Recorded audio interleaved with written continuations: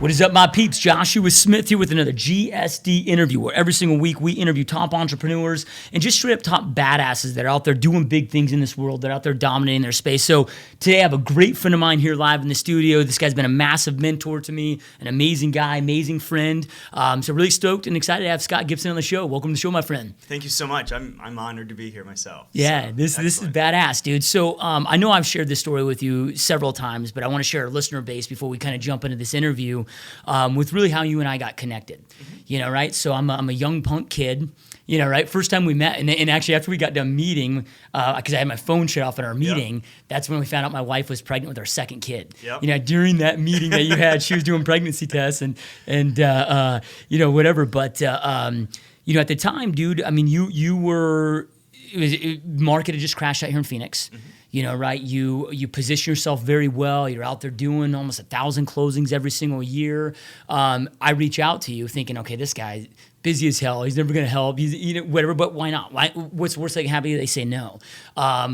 Reach out to you to see if I could pick your brain, if you could help me out. I was just kind of starting to break into REO, trying to make that transition. You agreed to it. We met up for beers. Next thing I know, 3-4 hours later, like you mapped out a whole entire strategy, and you're really the first dude in the real estate business that really took that time to really help me craft my business. So it's something that definitely had a massive impact on me and my business. I know for a fact I wouldn't be where I am, if it wasn't for your help. So I greatly honor that and appreciate that, bro. And I wanted to share that with our listeners so they could just kind of get a grasp of our relationship and how we know each other. So, well, I'm humbled. Thank you. Yeah, you got it, brother. So, no, this is dope, dude. So, love having you on, man. Every time I talk to you, because you always got a million things going on. And every time I talk to you, it's like 5 new different things that weren't happening before. So, before we jump into what's going on now and what you've built and other things, let's rewind the clocks, dude. Like, how did you get started in entrepreneurship? Well, I think that, I was fortunate, and I'll be as brief, as quick as possible. So I found myself in Arizona, and I was out here racing bicycles. Ended up being a partner with a guy who's now a lender here in town, and we owned a bike shop. And then as my life started to grow older, I needed a little bit more income, found my way into property management. And property management I excelled at. I started managing large apartment communities throughout the Southwest, from Denver to Dallas to Phoenix. And then once my marriage started to develop more, we had one child, and I was traveling 3 weeks out of the month. And then we decided to have a second child, and happy wife, happy life. So no more traveling 3 weeks out of the month.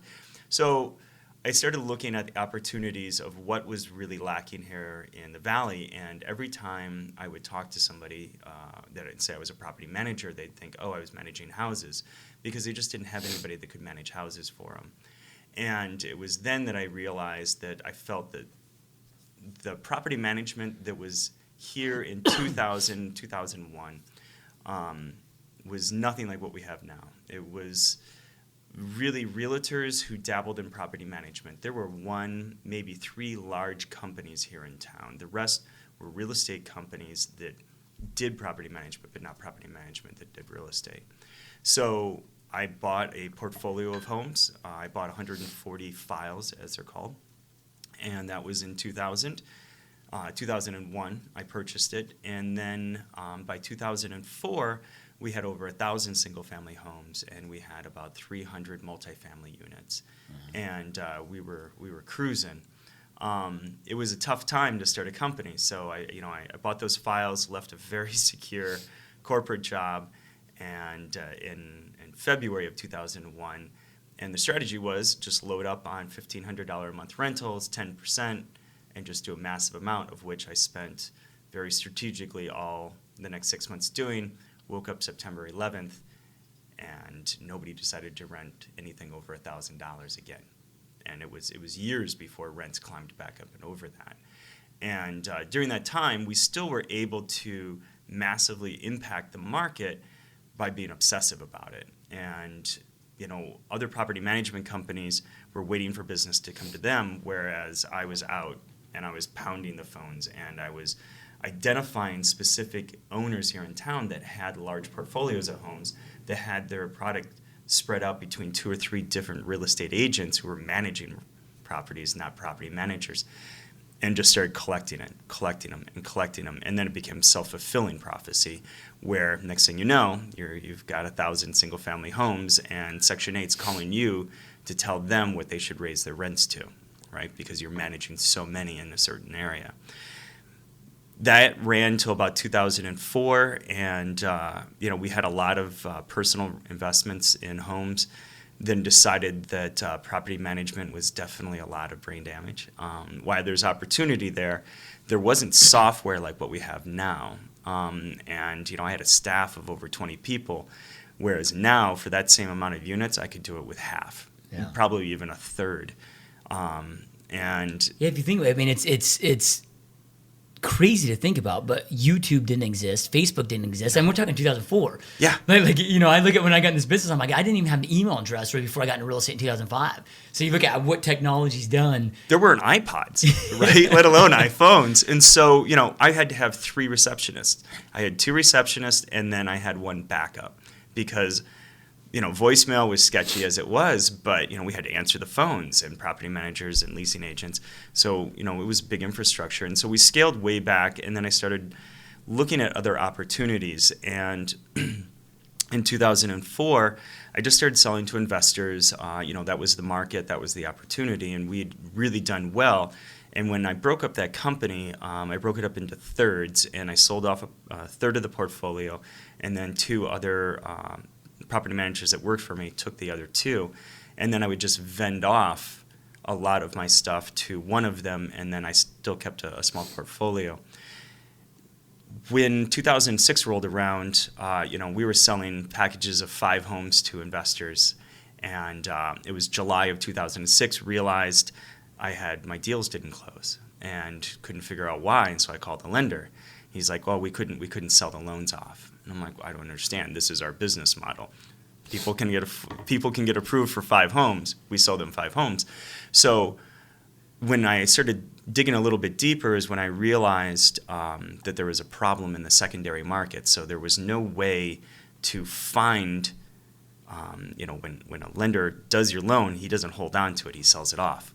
And I found an article in August of 2006, HSBC had reevaluated their bad debt from $8 billion to $12 billion. Now, this is a 200-year-old bank that does not make billion-dollar mistakes, let alone that big of a $1 billion. Yeah.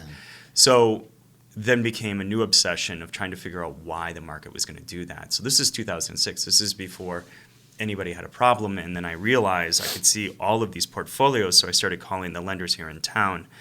Spectrum was a lender here. So I talked to their guys. I was like, hey, who do you sell all of your loans to, your bad loans, your medium, and your good? And then I started calling those people and saying, hey, who handles your disposition of bad assets, bad loans? And they're like, where are you? And I'm like, Phoenix. They're like, we haven't had a foreclosure in years. I'm like, great.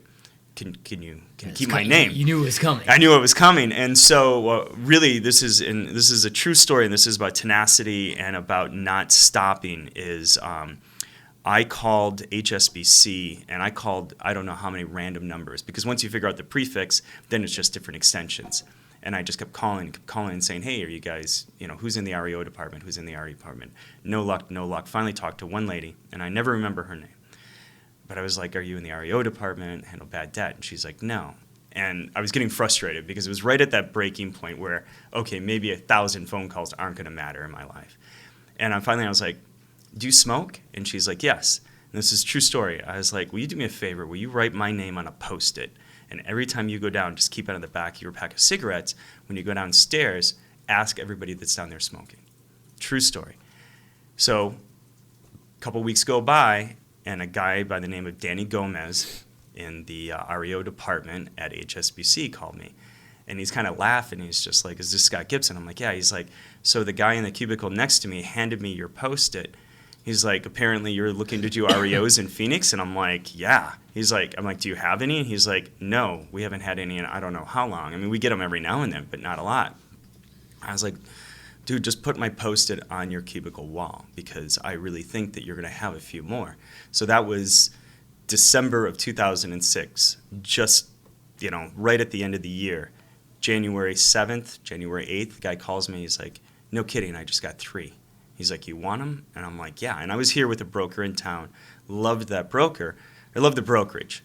And he's like, I'll send you the contracts. He's like, here, you got to go to this website and talk about somebody who really appreciated the fact that somebody had him post it, because he walked me through on getting registered for the website, walked me through what to write in my profile, so then that way he could approve me. I mean, this guy really, and Danny, I saw him every year at conferences for like 4 or 5 years, and that guy never had to pay for dinner or a drink as long as I knew him.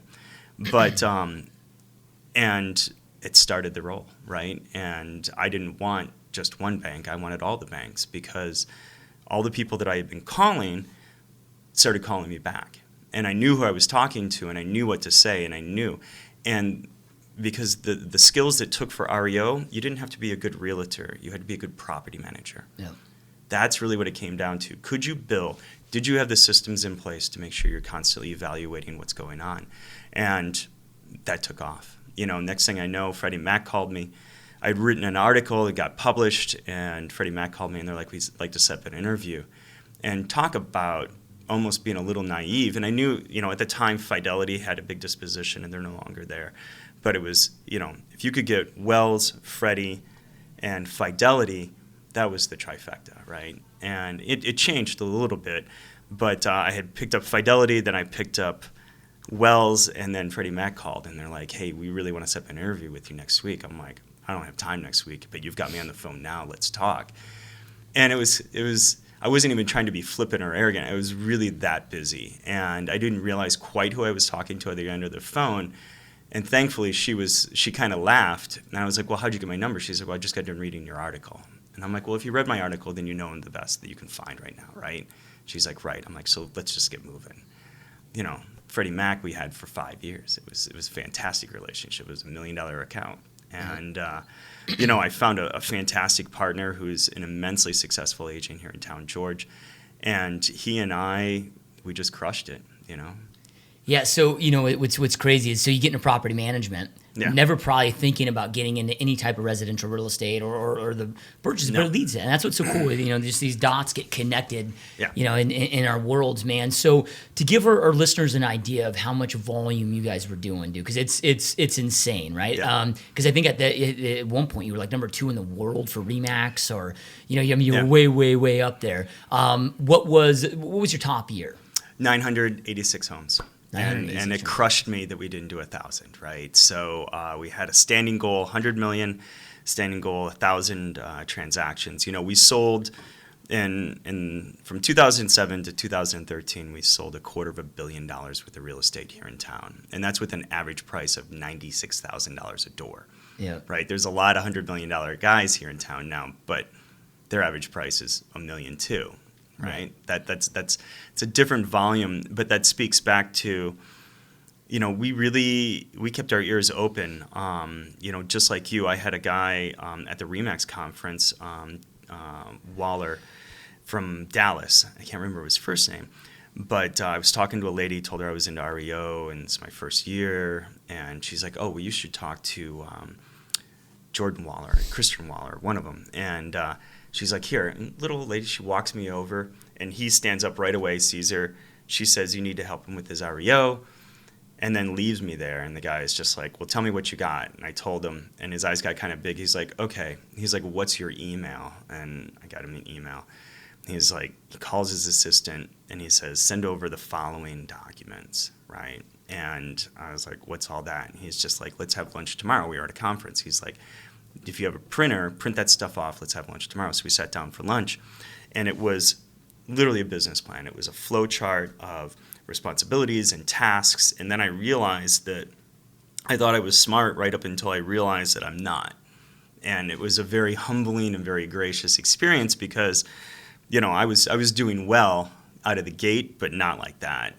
I'd never seen quite that much involvement, and I'd seen it on the marketing side, but not necessarily on the operational side. And that changed everything for me. And that's how we were able to, you know, I went to Africa for 3 weeks, and it was our best month. You know, we closed 96 transactions. The staff hired 2 people. they didn't even know who I was when I walked back into the office. You know, it was a new receptionist. She's like, "Hi, can I help you?" I'm like, "Yeah, I work here." Yeah. You know, but I mean, it definitely took some blood, sweat, and tears to build it to that point. Oh, absolutely. You know, right? So a lot of all-nighters. Yeah, a lot of all-nighters. And I remember you told me that story. Like, dude, I got my business partner. He works this 12-hour block. I work this 12-hour block. So literally, our office, the phones and the computers are never unanswered 24 hours a day. 24 hours a day, 7 days a week. They lived in our guest house. Yeah. George and Jen Lawton here in town. They lived in the guest house, and God bless them for everything. They did so amazing. Yeah, that's awesome, dude. So a lot of people that it's tough to grasp until you've been through it. But growing pains are a lot worse sometimes than slow pains. You know, right? So as you're growing this, man, because I was into REO, got into REO, and a lot of that was thanks to you. My best year in REO was like 463 transactions, and I was fucking, dude, going out of my mind, bro. You know, so talk about some of those growing pains. I mean, how do you transition into that? What did your staff look like? What did your team structure look like? Well, a couple of things. We really we were fortunate through attrition. We never hired. It was tough. We tried not to hire before we needed it. We hired it when we absolutely had to. Margins were thin, right? I mean, we're talking about a $100,000 home that there's a 2% listing on, and we've got to split that 5 ways, and we got to cover overhead. So, you know, the only thing I ever promised anybody that worked for me is that you would have a job, you would have employment with consistent income as long as we had the business. And, you know, I really stress with the staff. You know, we were taking people's houses, and there's no two ways about that. At the end of the day, we were foreclosing on people.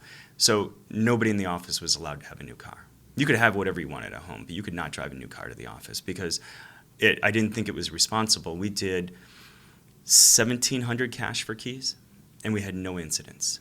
We had no violence. We had never had to call the police. You know, I had one guy get a little cross with me, and I just kept talking to him. And, you know, we were early, so it was before you wanted your neighbors to know that you had a foreclosure. So it was a very tough thing for a lot of people and a lot of counseling.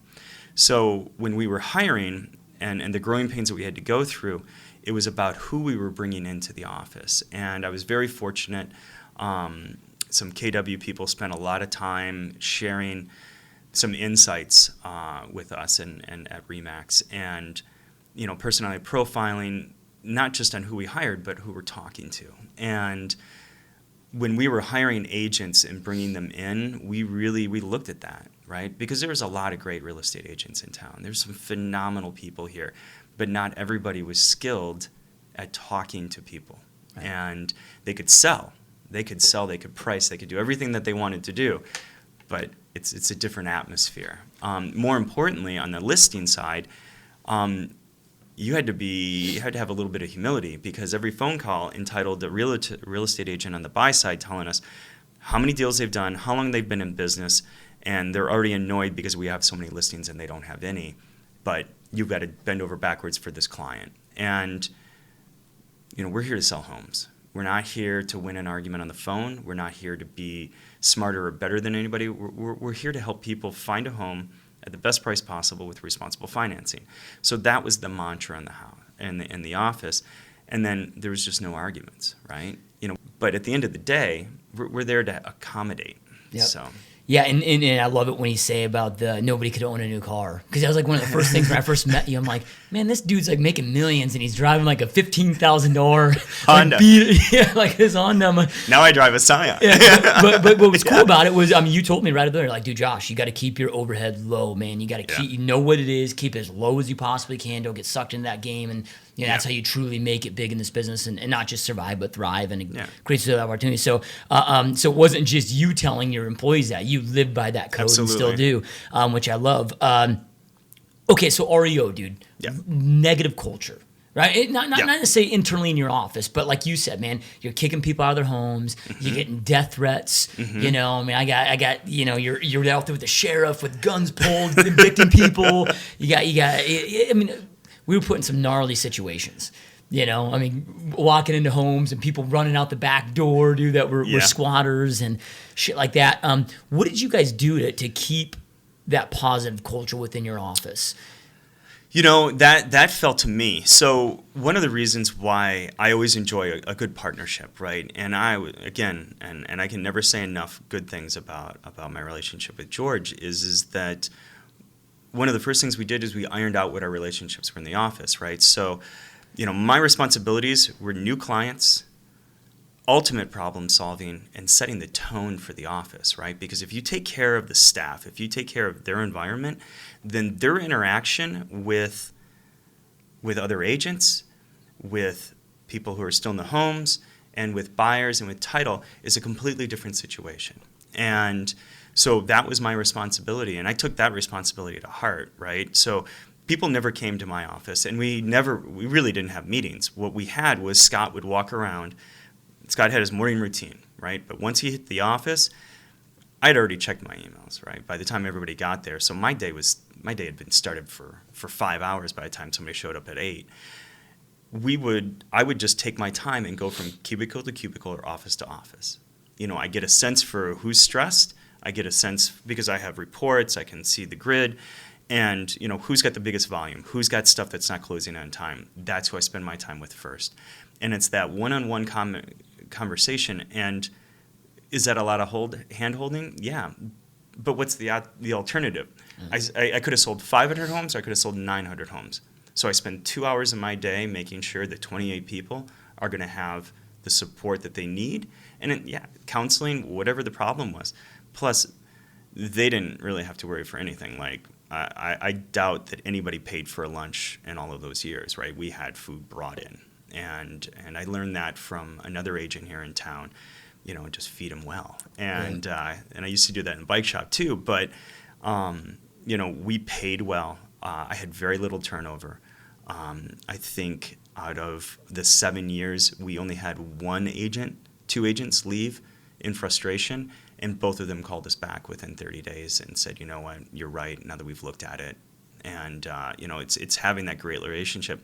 But we just didn't have high turnover because I think it really came down to between George and I and the part that I played, the role that I played, which was that coaching and that accountability.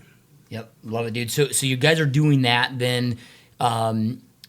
At some point, all that goes away, right? REO goes away. Absolutely. And now you've transitioned. After that transition, did you jump back into the resale game, or did you just get right back into property management? So what we did is we left. We had a fantastic broker we were working with, but we knew in 2010 that we'd hit the peak, right? So we had 3-4 years left. None of us had really been experienced agents. That was the other thing we did is we didn't hire anybody that had been agents for longer than 3 years. I was the only one that had a license longer than 3 years. And that's because we didn't want a realtor mindset for the REO. We needed an REO mindset for the REO. But now we needed to shift. But the advantage is that now our REO mindset could easily be pushed back into a realtor mindset because they'd had, some of our agents, had closed a couple hundred transactions, right? And, they hadn't been licensed 2 years, but they knew how to handle the transaction. They knew how to talk to other people. And so we left our brokerage and we purchased a franchise. And we still remained good friends with the other franchise, kind of ran as a sister operation there for a while. But, my transition personally was into purchasing a brokerage and operating a brokerage. And not as an agent, because I enjoyed the coaching, I enjoyed the mentoring, I enjoyed kind of the problem solving. And we did do property management, and we tried, we bounced out some ideas. We were quick to look at stuff, quick to pull the trigger, and then quick to pull that trigger back. And I think that's important, right? You don't leave anything off the table. If I left stuff off the table, I would never have gotten to REO. Yeah. Right. Everybody thought I was insane when I was at that other company, and they're like, "What are you doing?" I'm like mapping out lenders because I had it up on the wall. Yep. Which lender purchased how much money the last month from who was local. So, my transition was into purchasing a brokerage, and then I ran that for 3 years until we sold the brokerage, and we sold it to another franchisee here in town, and then I spent some time consulting and problem solving and doing the things that I love to do. And worked in my yoga practice. Yeah, so. I love it, dude. And I think lived off the money I made is what I did. And I think one of the reasons that you and I get along so well, I mean, I think we have a lot of similarities in that, our interest really is on building businesses, not being a real estate agent, not selling house by house, not having a job, but actually growing a business. And what most real estate agents think is, I mean, they go out there and think, oh, I'm an entrepreneur, but it's like, nah, well, okay, yeah, you're a single entrepreneur, but you're also your only employee. You don't have a business, so I love it, man. So, all right, dude, let's kind of take a transition, though, into your health. Right? Because I know you're a bit of a health nut. You used to race bikes. You ran marathons. You and I have climbed the Grand Canyon together. So how important is health to you? What does that look like? I know now you're teaching yoga and have your yoga practice. But also, how do you feel that's affected your business? Because when you talk about tenacity, well, dude, you were a marathon runner. Who the hell can do that, right? It keeps you going. So talking about the correlation between your health and your business and success. Well, I think it's I pick sports that are suffering. Marathons, mountain climbing. There's no easy mountain and there's no short marathon. So, but I think that goes back to being an entrepreneur. And I think that when you look at the psychology behind it, behind the health and behind the entrepreneur spirit, is that people like that adversity. And so for me personally, I'm 46 in a month, right? So if my average lifespan is 85, I'm fully mobile till I'm 75. So that gives me less than 10,000 days is how much longer I have to live. So my health today is infinitely more important than it was 2 years ago. And, when I look at where those ailments are, because I look at what's it like to be a healthy 75-year-old? What's it like to be a healthy 65-year-old? Because I've lived a very fortunate life, especially the last 10 years, right? I enjoyed the money we made. I lived off the money that we made. And, but now I've got 10,000 days. So what am I going to do with those 10,000 days? So radically changing my diet. Trying not to drink as much Corona as I used to, but I don't want to give it up. I don't want to give that or pizza up. Right. I do Corona Light, so embarrassed. So, but I think that mental health is just as important. And that's something that I really learned coming out of the REO. I drank a lot more in REO than I do now, but, moving forward in my life, right, I like to be calm. I don't like road rage or anything like that. So it's about mental health for me. I do a phenomenal amount of meditation.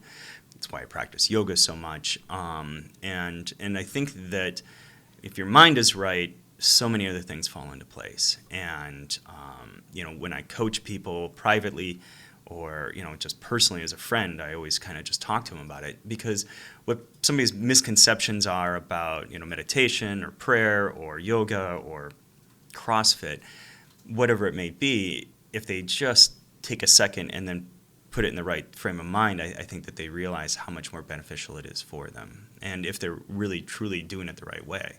So when you meditate, dude, is your meditation formed through yoga, or do you meditate separately from yoga? I meditate separately. So yoga in itself was the asana, which is what everybody's so familiar with now, right? That's what you wear your Lulus for. That was a practice to exhaust the body so your mind can calm. So when people talk to me and they're like, yeah, I just can't meditate, I just can't sit still. I'm like, great, well, when are you doing it? I'm doing it first thing in the morning. I'm like, that's perfect. There's a lot of books that say you should do that first thing in the morning, because that's traditionally when it's done right after you do your morning sun salutations. So the first thing you should do is you should exercise. Then you should meditate, or then you should sit quietly, right? And reflection is important, but that's not meditation. That's reflection. Yeah. Reflection is journaling. And it's as simple as how you sit, right? So, meditation, you sit erect. You sit with your chin up. You don't look down, because when you look down, you're reflecting. When you look medium down, that's why we look at our phones, right? We look at our phones this way. Nobody holds up their phone that way.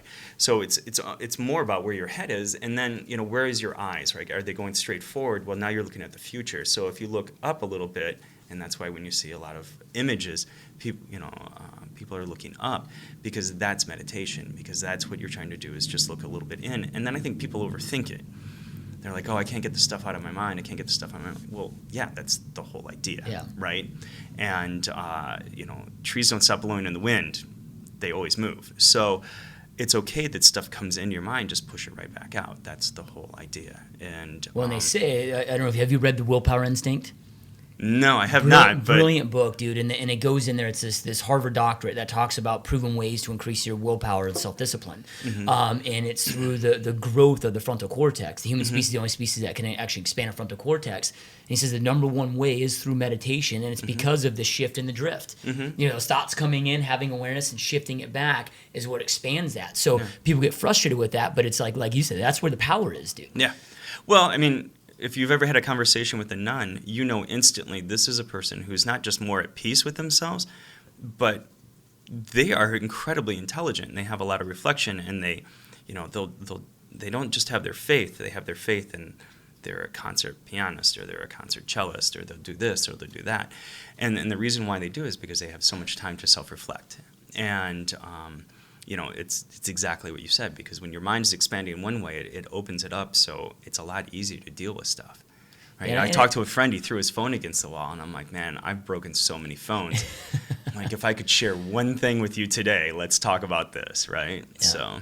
No, today with technology, with the way things are, it's great because now we can work anywhere, and it gives us, we're able to do more with less, but we're always available. Right, so we're acquiring ADD. Every human being's acquiring ADD, yes. and I know that, and that's where I feel like meditation's helped me the most, dude. Is now I'm like the power's in the now. I'm focused in the now. I'm never thinking about the past or the future. It's like let's just focus on the now, which I never did before meditation. But I had massive resistance, which I think a lot of entrepreneurs do. I was like, dude, I'm a fucking entrepreneur, not a hippie. Like I'm not gonna sit here and meditate, right? Right. But then I read the Willpower Instinct. I'm like, okay, well, to get where I want to go, I need to increase my willpower and self-discipline. So let me go. And then, holy crap, it was a game changer. Do you ever do like the sensory deprivation tanks or any of that? I haven't yet. It's funny. One of the reasons why I prefer to do hot yoga is that it's a lot of sensory deprivation. Yeah. So, I haven't done any of the tanks here locally. I've done a tank out of the state. But I think that if you can learn to push certain things out, right? So one of the reasons why I like marathons, one of the reasons why I like mountain climbing, and one of the reasons why I love running the canyon, well, up until recently, your cell phones didn't work in the canyon, right? So people are like, why are you going all the way to Africa? I'm like, because I have to leave my phone here, right? And in a yoga practice in the room, you don't bring a phone in, right? And when I teach, if somebody touches their phone, I'm like, I'm not that teacher. I'm not that nice, right? Yeah. We're here for a reason, and you're distracting everybody else in the room, so you can take that outside. But I think that it forces you to disconnect, and that sensory deprivation, you can get that at home. It's a lot easier for me. My kids are older, right? So I think that is.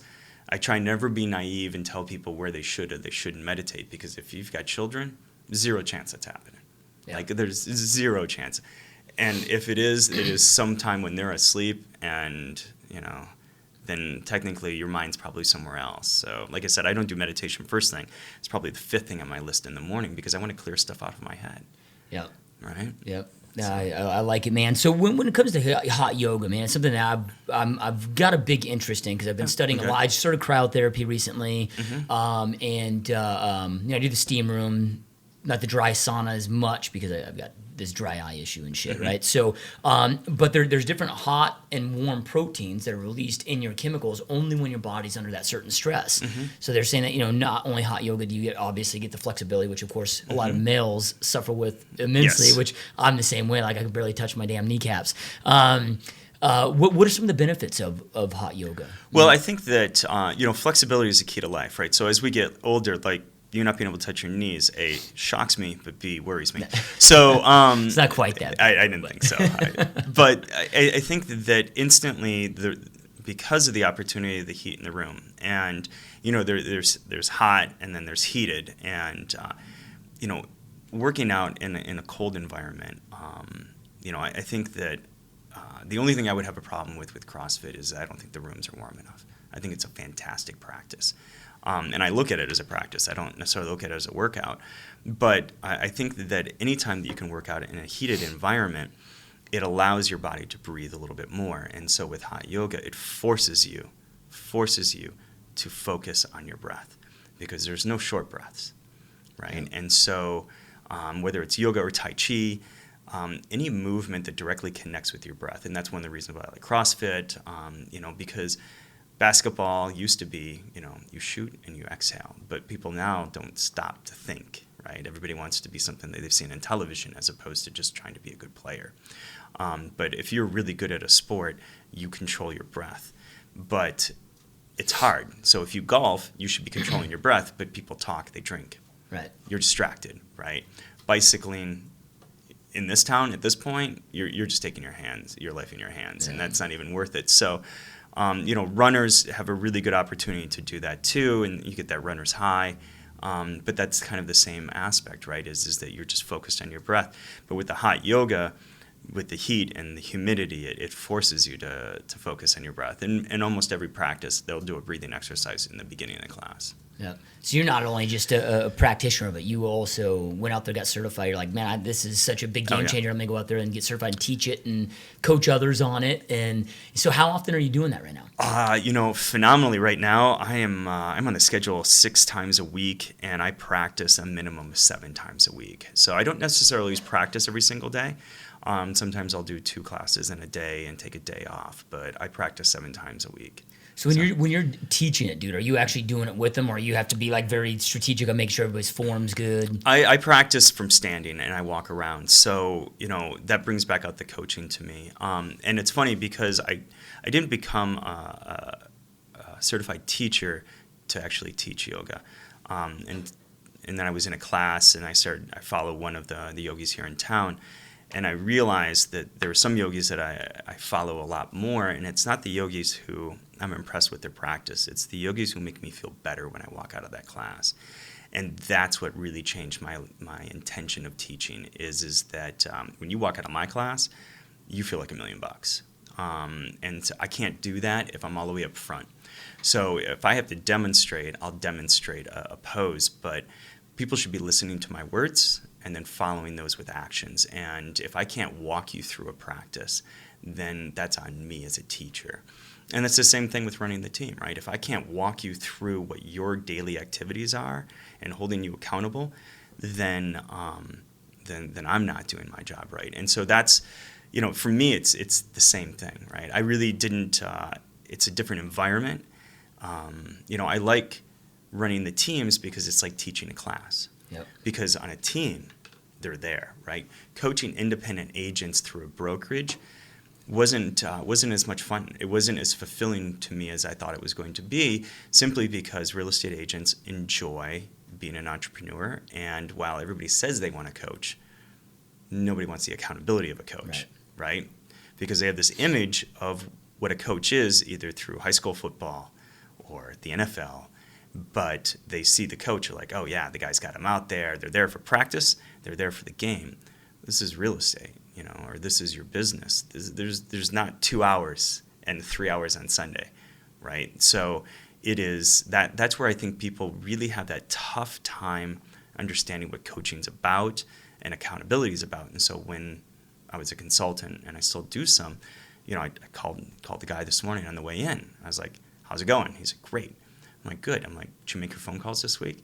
He's like, I haven't gotten off to the start. I'm like, okay, well, you just left a team, and now you're going to be independent, but you left the team because you didn't want that accountability because you could do it on your own. But you haven't. Yeah. I'm like, so I've got 1 more minute to talk before I have to walk into this. And I was literally walking into here. I'm like, so I'll call you next week, and you're going to have all your calls done, right? I'm like, because I got to make my calls, so you got to do your calls. And I think that, being a yoga teacher, I can hold people accountable right then and there. And they're there for that hour. Love it, dude. So let's going back to the coaching and consulting with real estate agents. And I know you consult a lot of different entrepreneurs, but we'll just kind of talk real estate because that's something that we both know a lot about. Because since you transitioned, again, you had your REO team and, and now last few years, I know you've been doing a lot of consulting. Like you said, you've been helping consulting from agents developing their business, teams developing their business, but also brokerages. I mean, you come in and help brokerages structure their brokerage and add agents and all of that.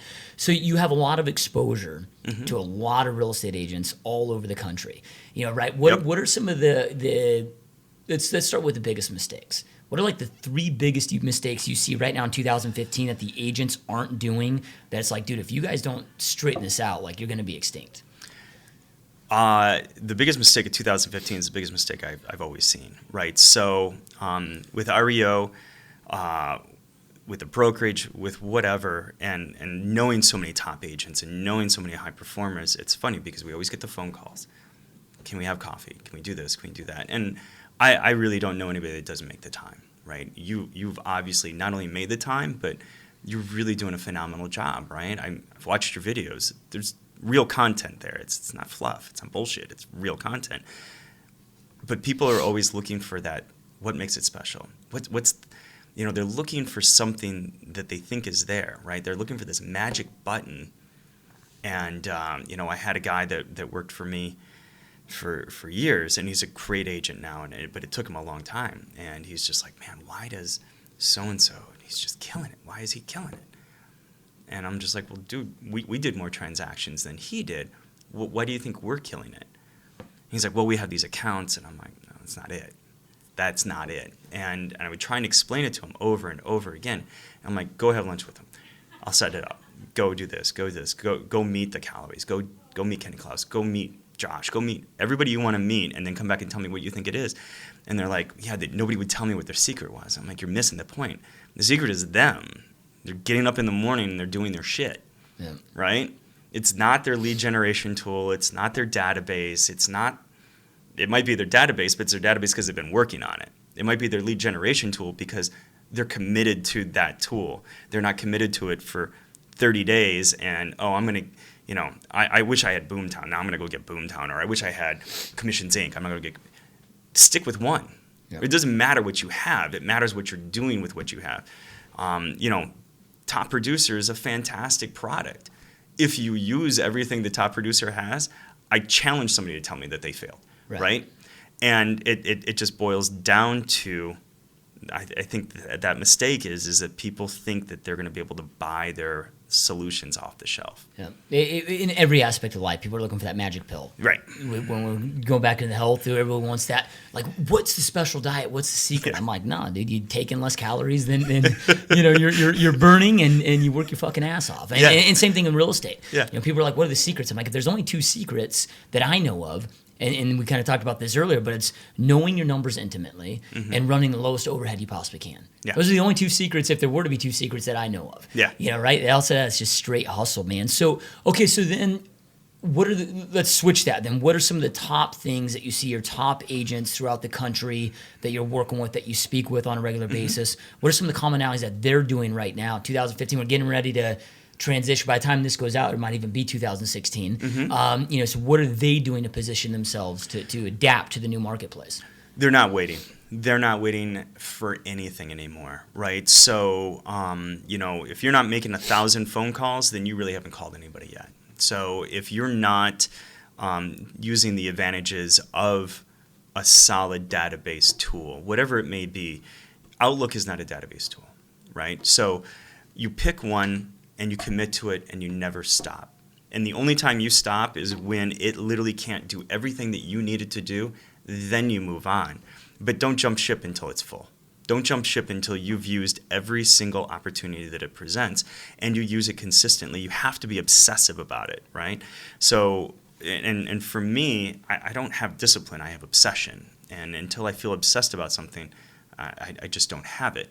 And I think that people just need to pick that one thing. And when you look at the top agents in town and wherever I'm at, when I fly and I talk to them, they're like, oh, great. So I flew to Vegas once. So last year I picked up a contract. I flew to Vegas. They really needed a marketing plan. And I rolled in and I was just like, okay, well, let me see, give me some history. And I kind of knew it. I was just like, wow, so you've got 7 years of history and you've got 1,000 homes that you've sold. Yes, well, that's pretty good. That's great. No follow-up plan for those 1,000 people. I'm like, really? Okay. I'm like, I'll be back in 2 weeks. So I put together, a retention. This is like base stuff, right? Come back, outline the plan, outline the accountability, and say, talk to the person in charge. You're accountable to hold them accountable to do this much business. And, I check in on them, my 60-day mark, I haven't gotten to it. Okay, well, you haven't sold anything then, have you? You haven't sold one thing to any of those people you've already sold homes to. Yeah. I'm like, you should know where their homes are. You should know what their financing is. You should know by now. Because a simple question, call them up. Have you refied yet? Have you refied yet? Oh, yeah, we refied 4 years ago. Oh, sweet. Well, let me introduce you to my lender. Do you realize you have this much equity? Because I could get you into a different house. We could sell this home. You'd still have the same payment. That's 2 transactions and a good referral. Yeah. That's business. And so that's what I always see, the real teams doing, and when I see real agents doing that. And the other thing is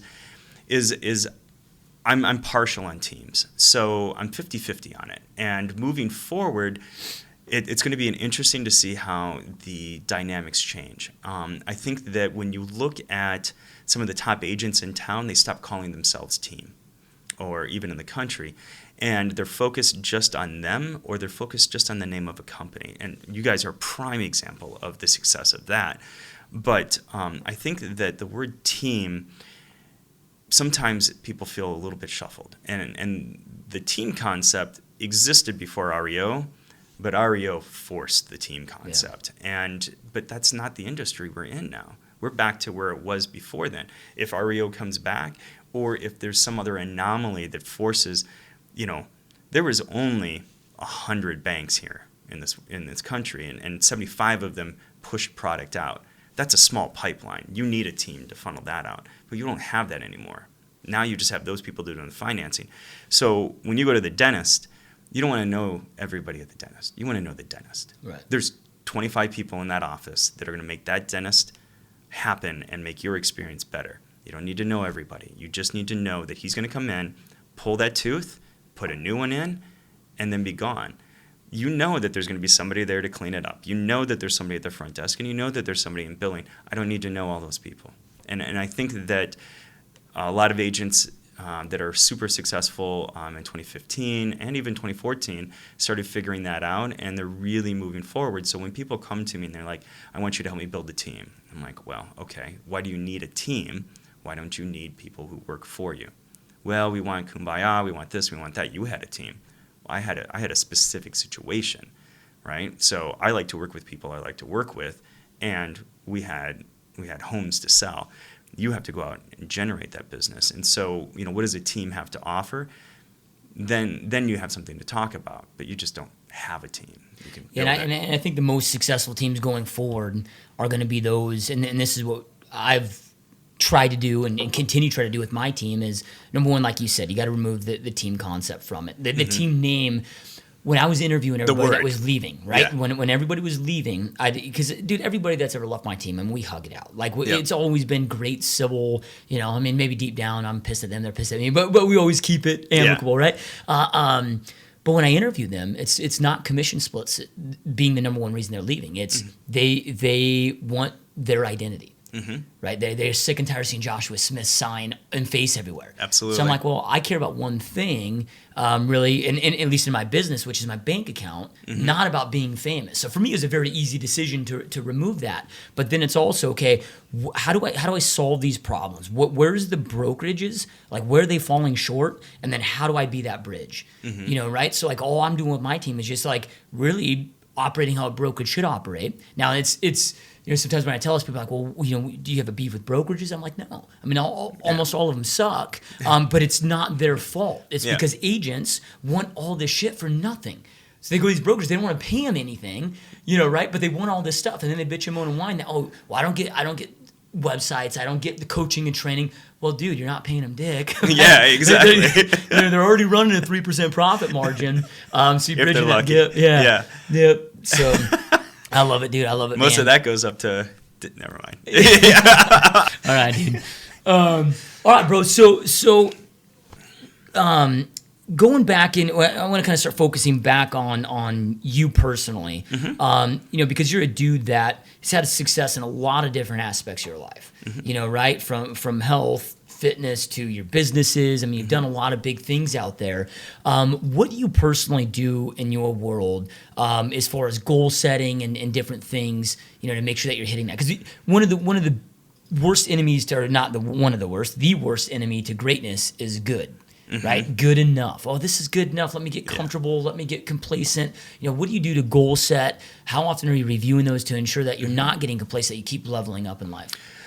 Well, I pick, and through coaching, I learned to pick like that big, hairy goal, right? And so what's that big, hairy goal look like? And then what are all the things that fall into it? And then just be so obsessive and committed to it. So for so long, it was 1,000 units. It was climbing Kilimanjaro. It was building a very good practice, building, a better relationship with my kids, whatever that is.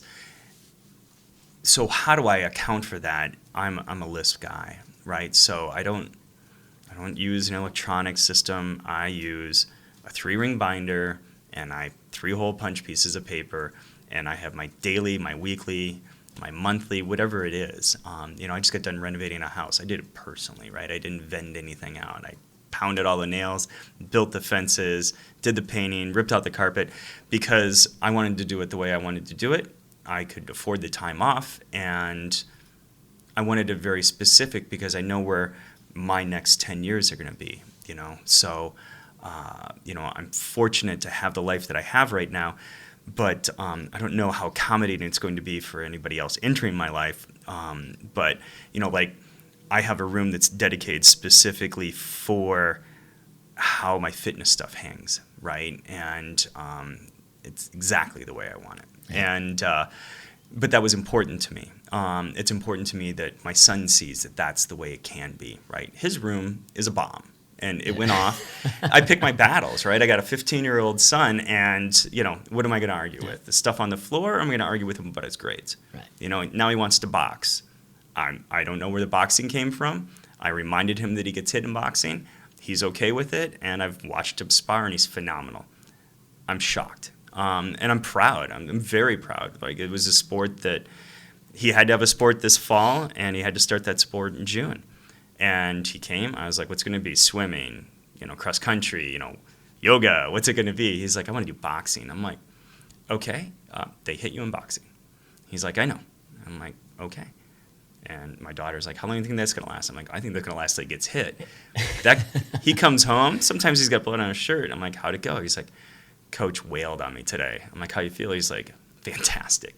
Yeah. And I'm proud of him, right? I mean, how could you not be proud of that?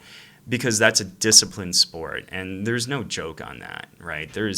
You're in the ring, you're timed, and either you're staying in the ring or you're walking out, right? Yeah. I mean, it's a small, sweaty little gym, and they don't suffer fools. And so, I feel that kind of example, or even my daughter at ASU, I feel that I've had a really good impact on the way that they live their life, and how they have their relationships with other people. And my daughter and her group of friends, she's the one that organizes, right? We're going to do this, and she has a list. We're going to do this. We're going to do this. We're going to do this.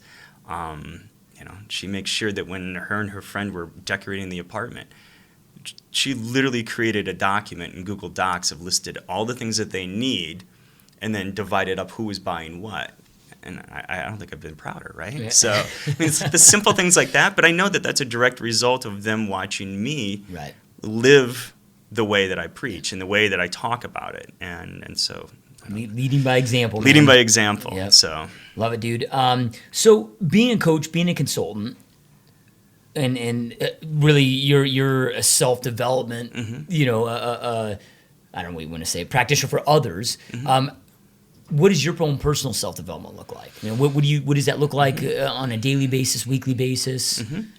So right now I'm focused, flexibility is the key to life. So right now my practice is very, very much because, where I want to move back into the last 2 years, I've been consulting and practicing yoga, right? Being healthy, getting healthier. And it's all setting myself up for the next 5 to 7 years is the kind of way I look at it. just given my age and given how long I want to work and the amount of money I want to make and what I want to do afterwards. And then it's just going to be an obsession, right? I'm not going to buy a different car. I'm not going to buy a different house. I have exactly what I want, and I'm set up to run, right? I am set up now to not stop. And there's enough real estate in town. I just kind of want more than my fair share. So does that look like a team? I don't know. I know what it looks like. It looks like me pounding the phones, working my database, and sitting back a year from now and watching the checks start coming in. And, I've started that practice a couple months ago, and it was a little humbling, right? It was for me to sit down and really make those phone calls. I haven't quite made 1,000 yet, but man, the first 300, they sucked. Yeah. They sucked ass, like immensely. And so, and they're only getting a little bit better as of this week, and it's only Wednesday. So yesterday was a good day on the phones. Yeah. And, and what does a good day look like? What are those scripts? Are the scripts that you can find online the best scripts in the world? No, but they're better than what you're probably going to use until you've said it enough times. And then, you start tweaking it a little bit here, tweaking it a little bit there. What system are you using? And then are you taking notes, right? So I'm personally profiling every person I'm calling. This person's dominant. This person's passive. This person's the influencer.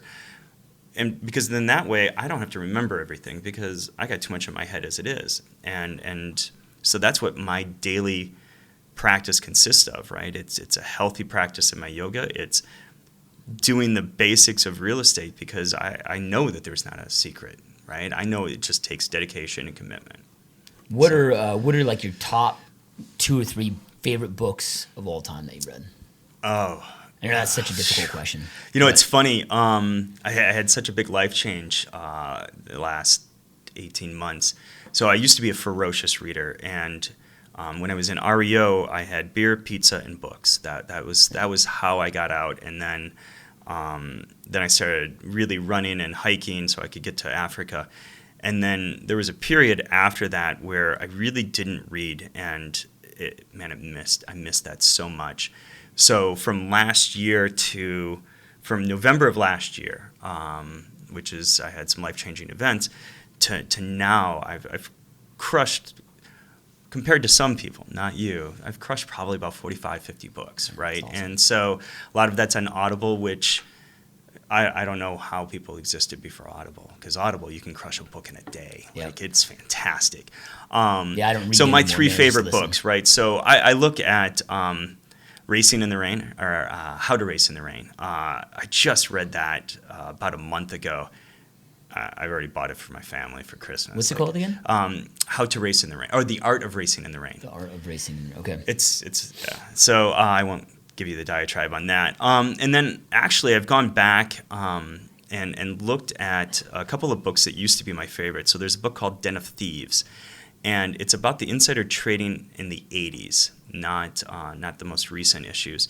But it's an accountable. It is literally all very factual, but it really talks about the culture of greed, and it's something that I have to deal with because I'm so adverse to when somebody is greedy that I won't do business with them. But my job is to sell houses, and there are very few sellers that aren't in their best interest. So, that I would definitely say is always a top book. And then, let's see, another. It's so hard to pick just 3 books, right? I mean, I always ask this question, but I hate when I get asked. I know, right? So, and unfortunately, they're not. I could go through and tell you that The Millionaire Real Estate Agent is the best book in real estate ever written, and I think it is. Is it a little outdated now? Maybe, but there's still some fundamentals. But I guess if I had to pick another one, it's Born to Run. So, have you read that about the Tamahara Indians? So Mika True, who was the white horse, Mika, the guy that became the book, right? So I had a really good opportunity to meet him a couple of times, and a friend of mine was his girl, and when he passed, it was very tough. But that book, I think, speaks a lot to how we really need to look at our lives and find the simplicity in it. And it goes back to there's not a secret way to be a top agent. It's a simple thing. It's finding the tool you want to use, never dropping that tool. Those guys could run 100 miles nonstop, flat out, in shoes made from tires, right? Why did they do that? Because that was the tool they picked. They never changed their tool, and nobody can catch them, right? Not all the science in the world builds better runners than these people, but they ran naturally. And I take that back to my real estate practice, back to my coaching, is that what's the natural thing that you want to do? Not the adaptive, but your natural instinct. Do you like to sell, or do you like to do paperwork? Okay, well, if you like to do paperwork, then stop trying to be the number one agent. Find a team and find a partner that wants to get out there and sell, that can't put two pieces of paper together. Make them awesome, you know? And it's okay, right? So yoga releases you from all of the humility, right? You have no ego, because there is always somebody who has a better asana. And you can be competitive, but you give that up pretty quick. And translating that back into real estate, that is one of the things I have to coach the most on, is, you know, just talking to somebody and saying, okay, you know, now that we've talked, we've met 3 or 4 times, I really think you should join a team. I really want to have a team. I'm like, well, you haven't sold 100 houses. You haven't made 1,000 phone calls. You haven't done lead generation on a massive scale. I'm like, you joined a team, or you start a team, you're responsible for somebody else's life. And that was a hard lesson for me.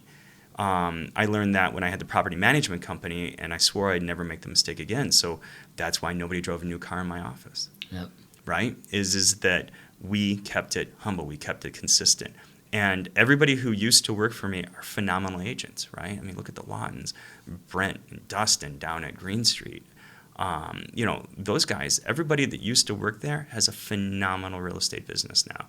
And they're all pretty, some of them are a little bit more humble than others. But, you know, I think that I had a lot to do with that. I don't know that I helped them now, but I know that getting them through that 7 years with just learning some basics of, you know, it's going to be okay. You don't need to buy a new car. Yeah, no, I mean, you had a massive impact on allowing them to be where they are. I mean, you know, it's that whole definition of a true leader isn't how many people that you lead. It's how many leaders do you create. Yeah. You know, and it's massive, dude. So a couple last questions for you. But before we jump into the last couple questions, how do our listener base maybe get in touch with you, learn more about you? Maybe somebody's like, hey, you know, I need that one-on-one team consulting, help with Scott, whatever. I mean, how do people learn more about you and reach out to you? Absolutely. My phone number, is that okay to go? Yep. Yeah. So my phone number is 623-217-4663. Purchased back in the day, it says home, right? So I've had that phone number for so long. And you can always find me on Facebook, right? Scott Gibson. And then my email is agtresource@gmail.com. So that's agent resource, right?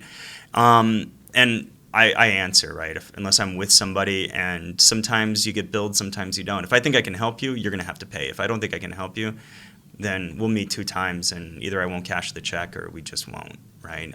Because some problems I can't solve, and some problems I don't think I can solve for them, right? Because I like to have, you know, a good accountability ratio there, I guess. How do you turn somebody, like, so if you're meeting with somebody and you're like, all right, man, I mean, this person just has no hustle. They have no drive. I can't help this person, because there's things that you can teach, things that you can't teach. I can teach skill, I can't teach will. How do you let them down, being like, well, I'm not going to take your, you know, $1,000 check because, you know, because... Well, I'm fortunate because I'm not going to do as much consulting moving forward. But funny story, right? So I really try and be compassionate, but sometimes people just don't get it, right? So I met with a guy who's new in town. He was working for a brokerage. You know, he sat down, and, you know, he's got the look. He's got some drive. Completely short on tact. That can be worked out, right? It just depends on who he wants to attract. But, you know, this is a guy who, he literally told me, he's just like, I want to be better than the Lakers in real estate, you know, or better than the Lakers in basketball. I want to be that in real estate. I'm like, great. Well, you're at a good brokerage, a lot of examples there. You know, he's like, you know, I need you to recruit. And he had a very specific roster of who he wanted to recruit. And I looked at it, and I was just like, why would these people work for you? I'm like, he's like, well, I did this and this and this, and he was talking about another state. I got to be careful because I've only didn't do this for a couple of people, right? So I was like, great, that's phenomenal, but you were on that team. That wasn't your team. Right. You weren't the one generating. Well, yeah, I did this, I did that. Like, that's great. Start doing it here, and then I have something to go back to. I'm like, because these people have all sold more than you have. I'm like, that doesn't hunt. That doesn't work. And kind of started arguing with me, which is fine. I like the challenge. I was like, okay, well, I can literally have lunch with this person tomorrow, and you can come. I'm like, it's going to be embarrassing for you, and I'm going to cut it when I can. And we sat down, we met, and we're just like, and, you know, I didn't mean to throw the other person under the bus, but I knew that afterwards I could talk them down and they wouldn't be angry with me. And instantly he starts giving the hard sell. I mean, we hadn't even ordered yet. I was just like, oh, this should be good because I know this person's personality, but he didn't even take the time to get a read, and it was all about him. Yeah. All about him. Never once asked the question. And so he's just like, what do you think? Would you like to come work with me? The guy's like, oh, you asked me a question. He's like, no, I will never work with somebody who didn't ask me anything about me. Right. 25 minutes they spent. And I was just like, oh, well, there we go. Let's have a nice lunch now. Beers are on me, right? And, you know, and the guy and it was a hard lesson for him to learn. So that was the easiest way I could do it. Sometimes I just tell people flat out no. Sometimes I'll take a contract and, you know, we'll have very specific goals, right? And I'm real clear because consulting sometimes doesn't work out, right? So is that building out your call center? Is that helping build your team? Well, I can build your team if I have the control over that. If I don't have the control over that, where does that come and go? And then if you have somebody else that comes in and says, yeah, we don't want to do it that way. Okay, well, if you're going to keep asking 9 people for their opinion, what are you paying me for, right? And I have a lot more patience for it now than I did back then, because then I would just be like, this is stupid, you know. Here's half of your money back. I'm not even dealing with this. But I'm very clear, right? And I write it down. And if it's somebody who's, you know, it's a team or an environment and they have a whiteboard, if they don't have one, I put it in there and I literally put it on the board. So it's this one, this one, this one, this one, and this one. And then every action that I do, this fits number 2. This fits number 5. This fits number 1. This is how this is going to work. Because they're asking me to help them do it because they don't know how to do it. So my job isn't to just do it for them. It's to teach them why we're doing this. I think you should bring this person on. Well, you know, I think she kind of competes with me. Well, yeah, she absolutely does compete with you in your third market target, right? So if you have a zip code that you want, and then you have a database system that you want, and you have a team environment you want, and then you have another city you want to target, she's your biggest competitor here. But personality-wise, you guys are perfect. You guys are going to be great. I'm like, and you can't be everywhere. The idea of a team is that you're outsourcing, right? It's leverage. That's your leverage for number 4. Yeah. These aren't in importance order. These are things we need to get done. Brought in somebody else. Oh, but I really don't even want to be down in that other area. That's not even on our list. You're right. That's perfect. Because she will fulfill number 2 and help with number 3. Yep. And it took a while, right? And those 3 people are still together, right? But, you know, our second goal was we wanted to really expand her Boomtown account, right? And so I literally found a group that wanted to leave another team. Like, it's a very rare thing. They called me. 3 people that had worked on a high-producing team wanted to leave that team amicably, because I do too much business in town for them to screw anybody, right? Amicably, but they wanted to find another team just to plug into the system. They knew how to use the phones. They knew they'd sell anything anywhere, right? Go-getters. Brought them in. So they're going to fulfill number 2. Number 2 was increase and improve my Boomtown. I'm like, pfft. It would take us a year to find 3 people like this, let alone 3 years. These people are already dialed in. Best training in town on that. I don't like the way they look. I'm like, that's great. Don't date them. Right. I'm like, but that was the end of the relationship. And it wasn't because it was so perfect. It was, I had fulfilled so many of the obligations, and I was so close to having the perfect trifecta, right? 2 hires out of this world. The 3rd hire, it would have brought in $500,000 almost instantly. Like, one of those guys had closed 16 deals the month before, and she doesn't like them because they don't have the look that she wants. Yeah. I'm like, come on. Yeah, are we here to make money, or are we here to... and they didn't care. I told them, I'm like, you guys got to wear some fucking clothes, right? Don't come in shorts and Tevas, right? Yeah. You gotta dress. And that was that, right? Because then all of a sudden it became more about something else. And so how do I deal with that? I respectfully removed myself from the situation, right? Yeah, it's in real estate, man, we got this industry, and I operate 4 other businesses right now in addition to my real estate business, and none of them are like real estate in that this is an industry so filled with freaking egos. And I truly believe that ego stifles more careers than anything else. Yeah. That girl didn't want to hire these people probably for an ego reason, right?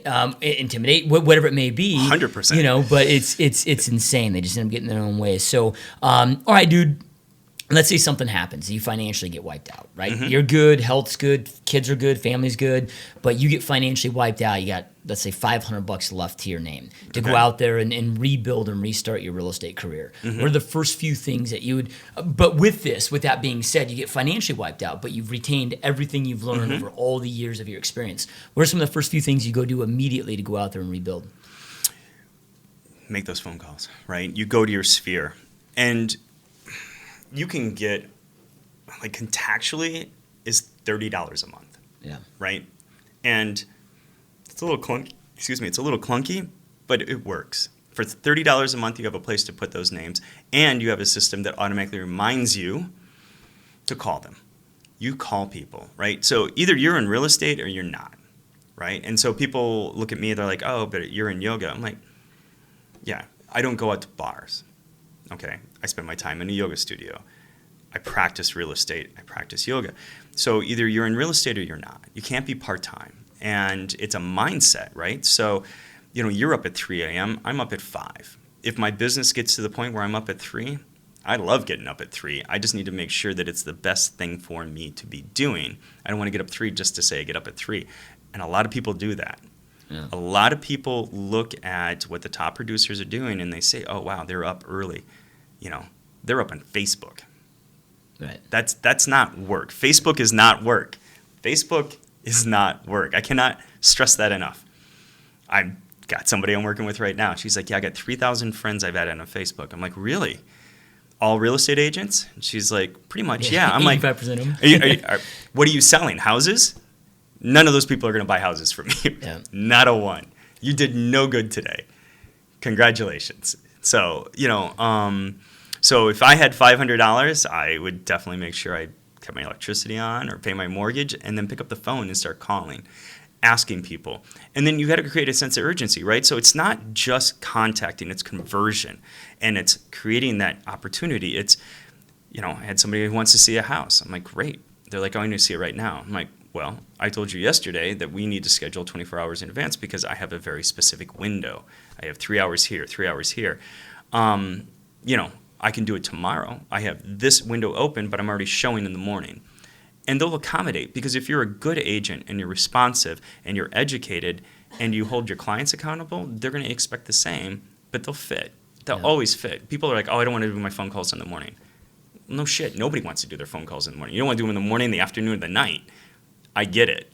But you have to make your phone calls. And so if you have that one client and that house is really going to go, you think that they're going to really write an offer, then show the house at 9 o'clock in the morning. But then do your phone calls immediately when you get back, right? You write the offer, you get the offer sent over, and then you only outbound calls, right? And if you don't do that, $500 is gone. Right. So. Yep. Love it, dude. So, this podcast exists to give tactical information along with motivation, inspiration to our listeners to go out there and create an epic life like you've created, for yourself. So, and I started the podcast because, we kind of talked about this a lot today. There's so much damn information out there. Like in real estate, there's more information available than any other industry that exists with the least performing people. And it's because none of this information is coming from the doers. Right. Like top coaches in our business, they've Don't sell. never done it. Yeah. Or they haven't done it for 30 years. Yeah. Like, how can you, like your son's in boxing, how can I go out there and teach you how to box if I haven't been through 12 rounds myself and punched in the face and know what that really experience is like? Yeah. How can I truly teach you how to do it? I don't believe that you can. So that's why we started the podcast, to give that inspiration, to give that tactical information. So with that being said, man, what are some of the last words of inspiration and advice, motivation that you like to leave our listener base with so they can go out there and start taking action now immediately to go out there and create an epic life like you've created?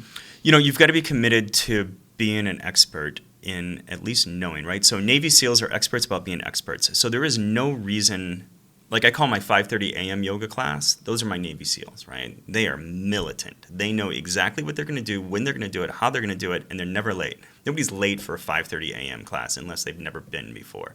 So how does that translate into real estate agents, right? So real estate agents need to be not just educated on their process, but they can't become so absorbed in trying to learn something that they're not doing it. So you have to implement it.